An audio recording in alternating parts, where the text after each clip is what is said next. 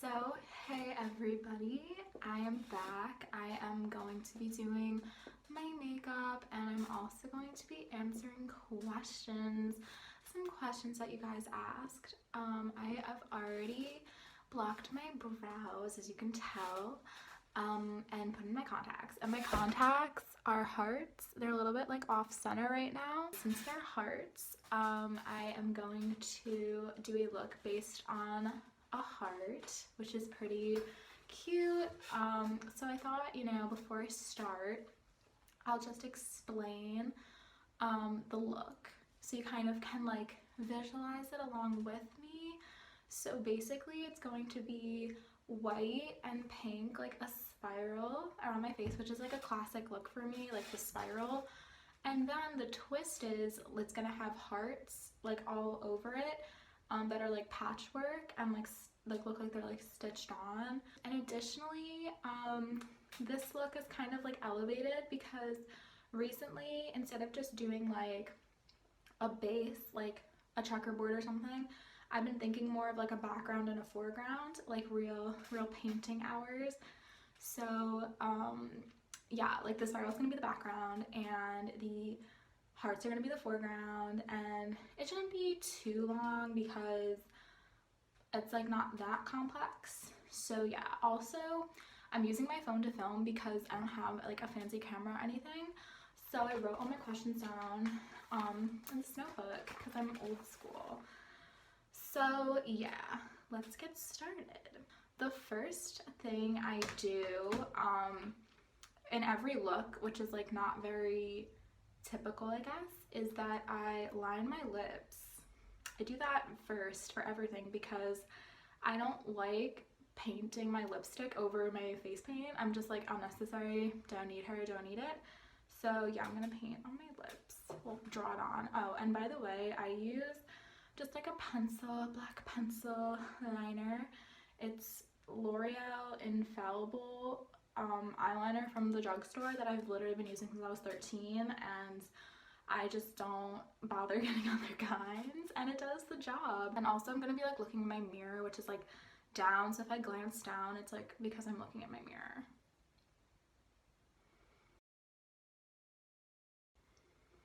Looks like a mustache. It always does at first. Ooh, those are good lips. They're very full. I always just want a full lip fantasy. Listen, I look like again, like a weird mustache situation, but like it will all come together. It just really looks like a mustache. Okay, the first question is actually coinciding with the start of this look, and it's, what palettes do you use for makeup? And I use Mayron Paradise palettes. Oh my gosh. Yeah. Anyway, they're great. I've been using them. I've been using them for like a little over a year and a half, I'd say now. It's water-based. It reminds me a lot of watercolor paint. So anyway, let's get started. I guess I'm gonna use this brush. I have a whole little like mug. My brushes over here, they're all basically, except for like 2 or 3, they're all just paint brushes. You can buy at Michael's or whatever art supply store. Just acrylic paintbrushes or any kind of paintbrush. They're like mad cheap. They're like, you don't need to get a fancy paintbrush. It's like $2 to $3, and it gets the job done. Like it really, if you're using face paint, just use like, I mean, also that's from my background, but I'll get to that later, using paintbrushes. But I just personally use paintbrushes. Cheaper, better, does the same shit. So yeah. And basically, so because it's water activated, I have a cup of water to the side as well. And you dip your paintbrush in the water, and you dip it in the little palette, and then you start. I wasn't sure if I wanted to do like a swirly kind of pattern. Now I'm like, I want to kind of do a swirly pattern. No, it's gonna be too complicated, so I'm gonna skip that. Yeah, I'm just gonna do like a circle swirl. So next, I'm gonna grab my white, which I have in this other one, because that was like a pastel palette, and this is like your classic. It's actually new, so that's why it looks beautiful, and usually my palettes don't look this nice. use the white.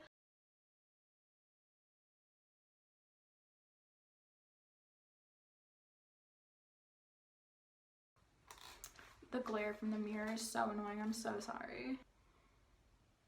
Oh my god. It leaked. This is starting off to a great start. So far this look is just saying yes, absolutely. 100%. Okay. Questionable to say the least.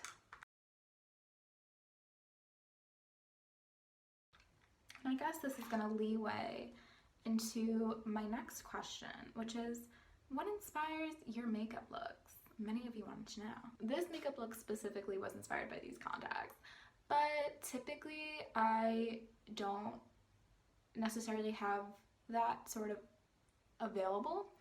What inspires my makeup looks are either my drawings, my sketches, stuff that I like reoccurring shapes that I draw, lines, themes that I'm drawn to, or just imagery that I'm drawn to in general. I'm like just drawn to them. I really don't know why. I guess, like, for example, like smiley faces, clouds, butterflies I love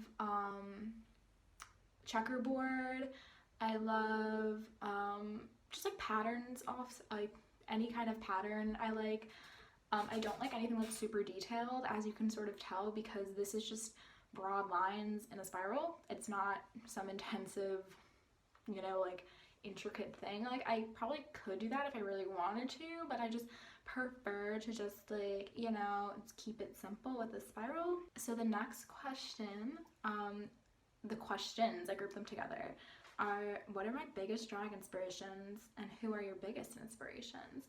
And I kind of like that they're separated because I feel like that's important to me being a person and me being my own person and etc. But also, like, my drawing inspirations as well as my like just general inspirations do overlap.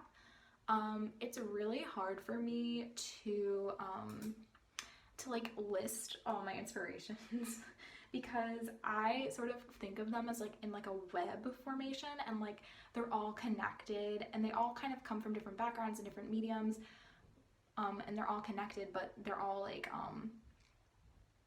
like different, so it's hard for me to just like name some off the bat, but I will. So I'll start off with my drag inspirations, and I think in a general sense, my drag is inspired by celebrity culture, as well as sort of the idea of glamour, and like ugly glamour is kind of the term that I call it.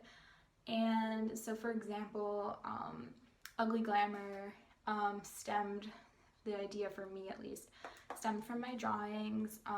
For years I was drawing this face. It had just very exaggerated features, and a gap tooth, and I don't know why I draw it. I still don't know to this day why I draw that face, what it means, etc. But it's just a face that I draw, and that came first, and I kind of like felt like it like symbolized this like ugly glamour kind of vibe. So that was that, and that's why I always do a gap tooth for Virgo, because to a sense she is just a extension of my drawings, and it's kind of just my weird thing that I like. And that's one. And the second one being celebrity culture is a big inspiration for me. Basically, I love celebrity culture in like a fascinating comedic kind of way. I just think, like, especially like the celebrity culture, paparazzi culture of like the early 2000s, mid 2000s, 2000s in general, it's just really ridiculous and like very intriguing to me. So I'm kind of always playing with the idea of like Virgo being famous and like being in the tabloids and you know, being chased down by the paparazzi, because I just find that culture so crazy, and how the whole world like stops over these people. At the time, like, they were, no one, like, most people didn't actually know them personally, but like cared so much about their personal lives and like their drama and like who's getting arrested or whatever. It's just like very interesting to me, especially now. I feel like it's so different, and like celebrity culture and paparazzi culture definitely have less of like a impact in the world and like less like significance, but I love that. And also just as like a personal aside with the celebrity culture, so growing up I wasn't allowed, my mom would get tabloid magazines like Us Magazine and stuff, People, etc., even like InStyle, like the really trashy ones, and she would keep them around the house, and I was probably like 11 or 10, 12, young age, and I was obsessed with the tabloids. I literally would like leaf through them. I thought it was so like, I was so obsessed with like all these celebrities and all these people like who were just getting their picture taken. I was like, whoa, stars are just like us. But the thing is, my mom would not let me read the tabloids. Like she would hide them around the house, and I wasn't like allowed to read them. They were like off limits for me. And I literally used to sneak out of my room because I knew where she hid them. I used to sneak out of my room at like 3 in the morning to read tabloid magazines in the dark, because I was truly that dedicated to learning about these celebrities and just like fascinated by them. And I feel like that really I feel like that meant something, and I feel like that really stems is like stemming why I do what I do in a sense. Let's get to the second part of that question. The second part of the question was, who are your biggest inspirations? And that is music to my ears because I am inspired by, like I said before, so many different things, but listen up. I have this thing where I can't like stuff normally. I get like really invested and like obsessed with things that I like. It's just a weird, it's just my weird trait. But I've always been like that since I was really young, and I just, like, when I like something or like something resonates with me or I'm inspired by something, I have to learn everything about the topic. Like I need to know details, life stories, everything they've ever done, anything involved with said person, fashion thing, whatever. I get very obsessed with it. So it gets me excited when I do talk about inspirations, because I feel like I'm very, like, I know a lot about the stuff I like, and it makes me happy.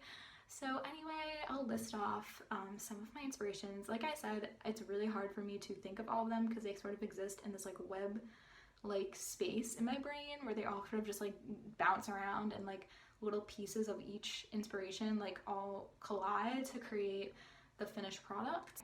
So I'm really inspired, honestly, genuinely, like mainly by musicians, which is really funny because I'm not a musician. Sad. Maybe one day, but it's just something I noticed that I'm really inspired by musicians. A lot of times because I feel like they are similar to drag performers, because if they have their own like style and identity and aesthetics, like that can be kind of similar to drag performers or whatever other kind of, we're all performers at the end of the day, so I think that is a connecting factor to me.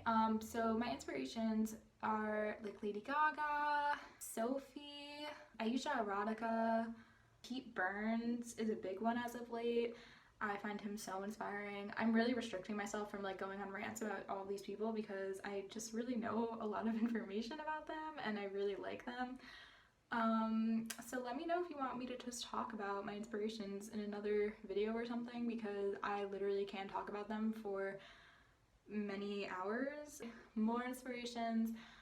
Lady Miss Kier from Delight is a big one. The 90s Club Kids to like an extent, I'll say.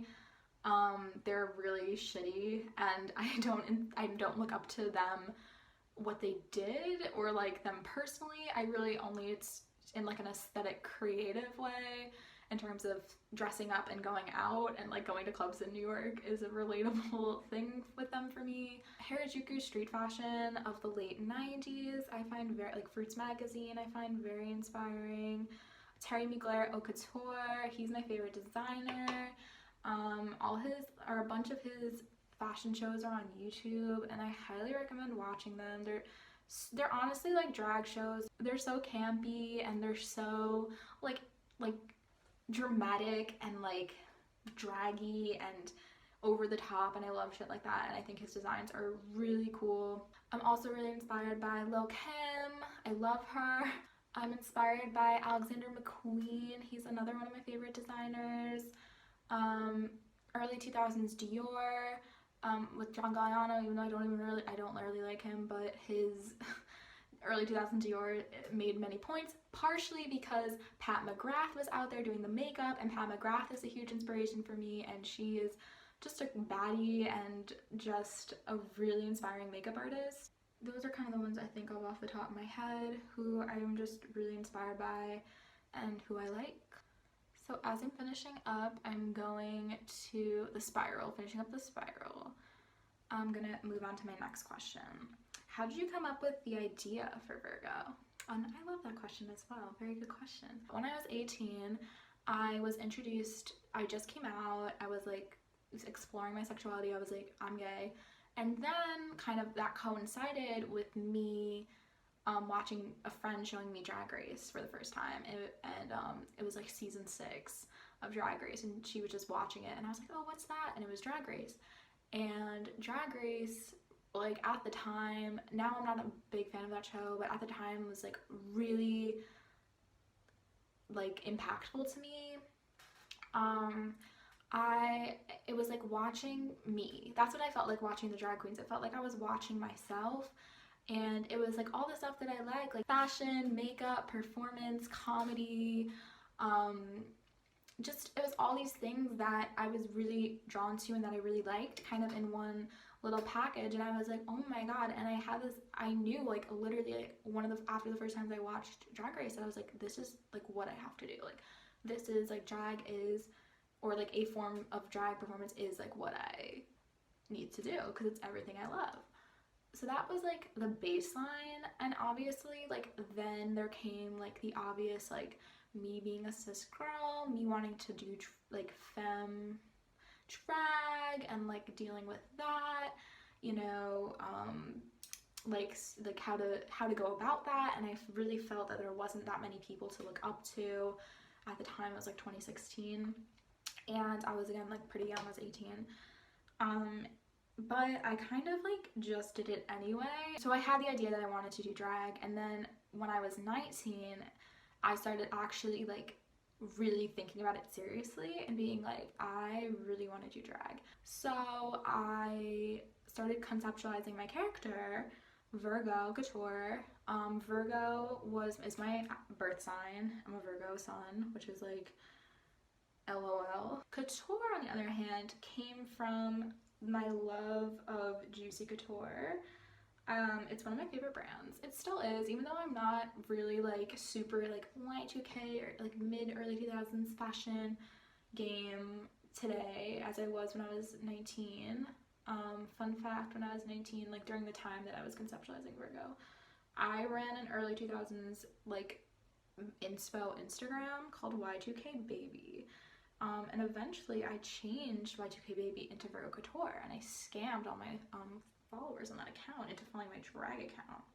So that was my first scam. I've always been scamming on the DL. Also, in the more general sense, couture being like high fashion and like fashion, and I love fashion in general, so it kind of is just for my love of fashion as well. My initial idea for Virgo, like I said, was sort of based on this idea, how many times can I say idea, of ugly glamour based on my drawings. And sort of at the time I was very inspired by glamour celebrity culture, like I said before, but also like Paris Hilton, the early 2000s, this sort of celebrity, like I just imagined this like very ugly girl walking around and being very glamorous, and like she just looks like crazy, like she looks like this, like what is going on? But she's like so like glamorous, but she just is ugly. And I'm like, that's the juxtaposition that I'm always trying to go for on the DL, so maybe not even on the DL. So that was sort of the idea, and I had this sort of like bratty, pissy celebrity girl in my head, and that was sort of the baseline idea. And although I'm not as into the early 2000s today as I was back then, I still love kind of like the bratty socialite glamorous aspects, not gonna lie. That's just a little, I just enjoy it. I really do. So the spiral is complete. Me after a crazy night, the spiral is complete. So now I'm going to just touch it up, and I will get right back after I finish touching it up. So I just finished touching up. So the lines look much more clean now. So yeah, now it is time for the hearts, and also to move on to my next little question, which is a great question, and it is Nelly Furtado or Fergie. And that's great. I love when people ask me about pop culture or niche pop culture references. It really just warms my heart to a degree that I can't even describe. But yeah, maybe I'll just like draw the hearts first and then I'll outline them. So basically the answer to that question is Fergie 1000%.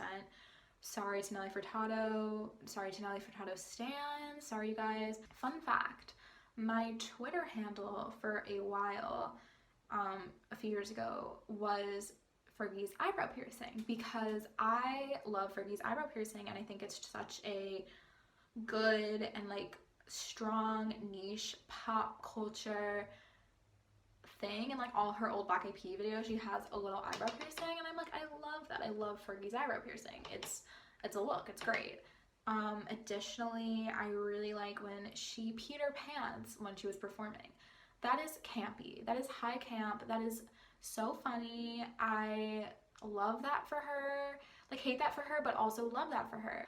So the next question is, you know, a little more serious, and it's like, how hard is it being a female drag performer in terms of getting performance offers? So that's a specific one right there. And the answer is, it depends, honestly. It really depends on what scene you are involved in, slash kind of your status, I guess, like how long you've been doing drag, etc. For example, when I first started doing drag in 2018, I felt like very excommunicated from the specific drag community that I was involved in, but was in my local drag scene at the time. I felt very different from them. There wasn't really any other like cis female performers, or really no like women performers in general, and I just felt kind of like weird. And my drag obviously is not that, it's like different. It's not super palatable or as palatable as other kinds of drag.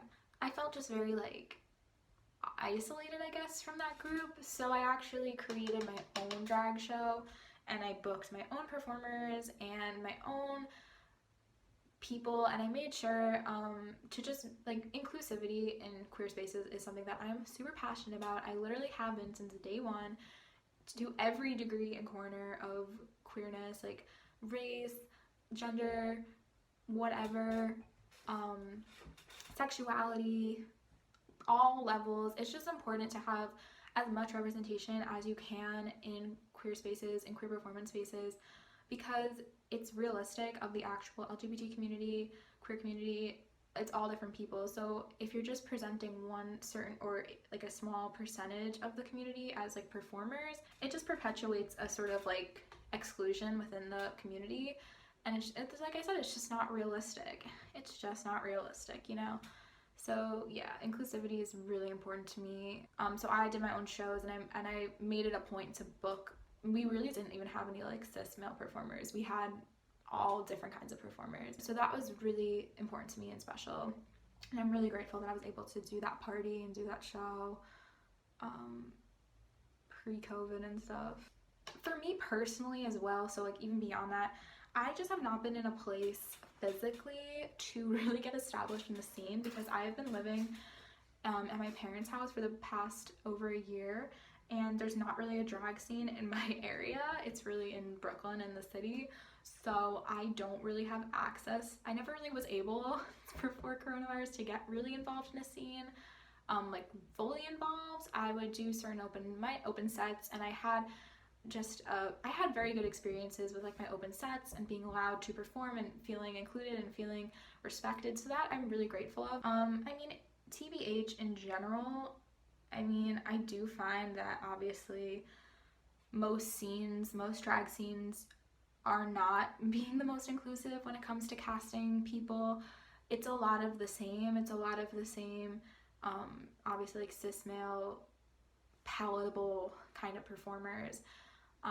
Or even if they're not cis male, it's just like a palatable sort of drag and performance art tends to be the people that get more offers. So even if they're not a woman, if they do drag that's, you know, different or more artistic or more whatever, more fluid or whatever, I do notice that obviously they do have less opportunities generally, obviously not always. It's just something I noticed, and hopefully that will change soon, and I think it is hopefully on the upswing in terms of change and being more inclusive. That heart is so bad. It's like wonky as hell. Okay, I'm gonna use a smaller brush to fill in this stuff because I'm worried the brush I have now is a little bit too thick. So I'm basically just gonna be filling it in with red, which entails painting over the stripes. So RIP to those stripes.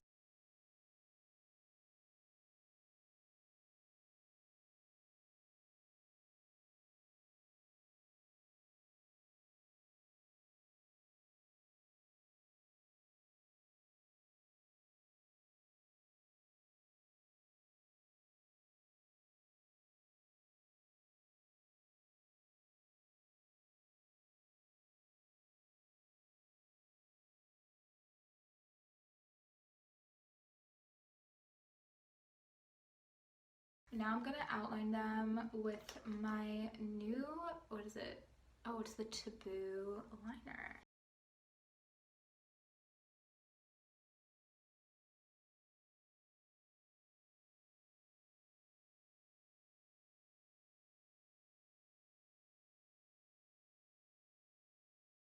Okay, so next question. This is from my friend Freddie, aka Mistakes, an iconic performer who used to perform at my quick shows.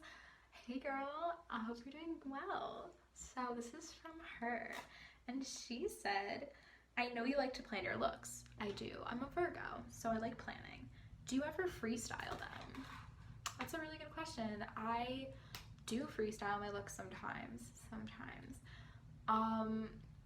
But rarely. I rarely do. I like planning my looks because I just feel like I have more of a concept and an idea, but freestyling looks are fun sometimes because it allows me to sort of like be creative and just like smudge stuff and be more abstract and be more messy and kind of just like freak it. Usually it comes out bad, and usually I get mad and I'm like, oh, it didn't look good.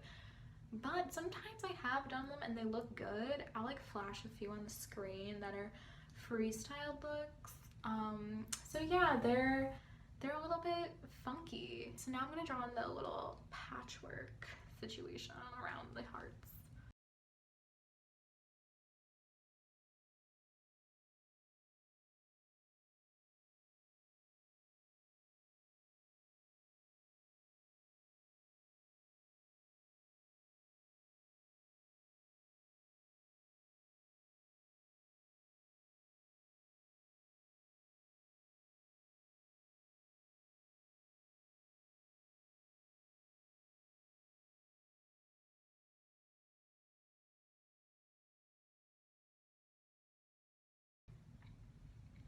Are y'all getting those patchwork vibes? Ooh, patchwork. So now I'm going to do my eyeliner, which actually first I'm gonna do this. We're back to the pencil. And I'm gonna pop over to the next question, which is what's my favorite art movement? Which is a good question because I went to art school, and you know what, y'all might forget that factoid about me, but I did. I went to art school, fun fact. So I know a decent amount about art movements. My favorite art movement is the Fluxus movement in the 60s. I really like art movements that are really weird and kind of just don't make sense. Like I like Dada, I like Surrealism. They're all Western art movements, I know. That's just what I know. I was like taught, so I know them more than other different kinds of art movements, but Fluxus I think is my favorite. I guess I'd also just like to preface, I really don't know how to do eyeliner. I talk about this like in a bunch of my videos, but I really don't understand eye makeup. I don't understand eyeshadow at all. I simply don't. It just doesn't, oh, okay, it like doesn't make sense to me. This looks like shit low-key, but you know what? Oh, that's cute. I have hooded eyelids. That's all. That's all you need to know when it comes to my eye makeup. I'm like descending into madness because I hate doing my eyes. I'm gonna try like blending in some eyeshadow and seeing if that like does anything perhaps. So for eyeshadow, I have the James Charles palette, which is probably controversial to some. I really don't know anything about James Charles. I don't really keep up with him really too much, but I do use his palette because why? It has so many colors. It's just, and that's all I'm here for. I'm here for the colors. I really am. And that's tea, and I've had this for like a while now. So I'm gonna try blending in black eyeshadow. I'm like, is that a thing? I really don't know.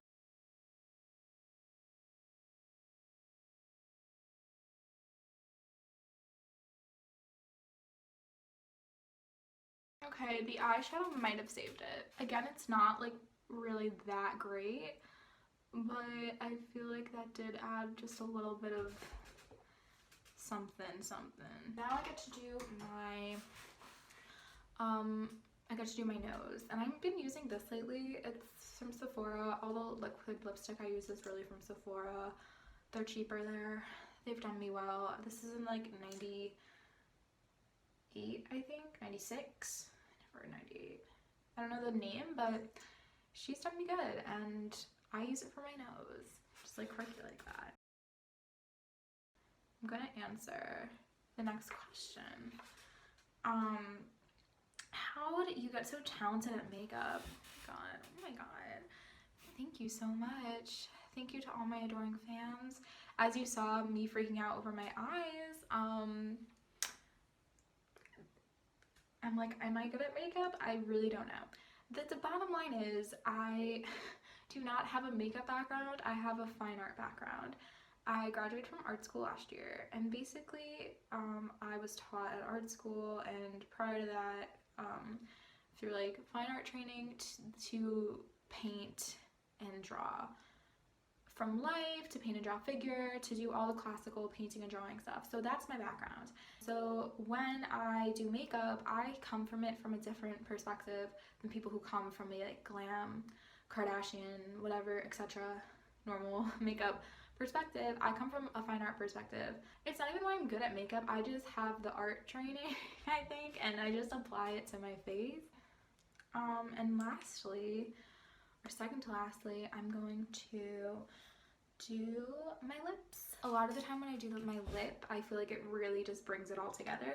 So I have 3 colors, Sephora liquid lip colors, black, red, and pink. And together, they're gonna really do the job. So whenever I do my lips, I do black first.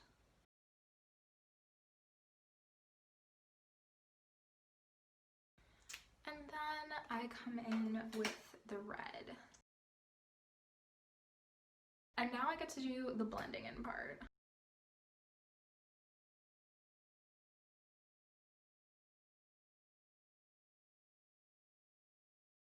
It's a lot of blending. Okay, I overdrew the lips, which really never happens. I'm really like fucked up today.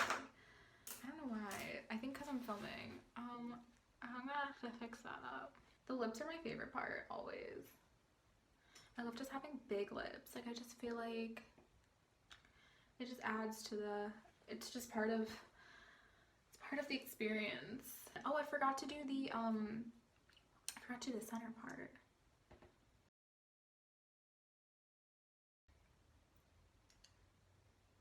There's something about this look that's not sitting right with me. You guys, why does this happen to me? I feel like I need to get rid of the nose. And the nose is like I'm not vibing with it. I'm kind of messy right now. I think I'm flustered. Okay, yeah, that's better.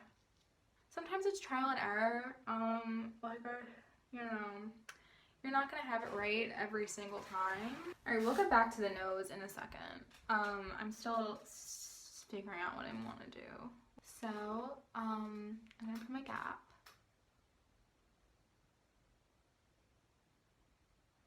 I'm gonna answer the final question, which is, what are some goals you hope to achieve in the next few years? Well, some of the goals I hope to achieve are moving out of New York, because I'm not really vibing here, honestly, and I'd rather be in LA, a different place. I don't know, we'll see what happens. I don't want to jinx myself. I would love to be able to do makeup for editorial fashion shoots, to do makeup for runways would be really cool. I would love to creative direct a runway, to like walk a runway. Anything with fashion would be really sick.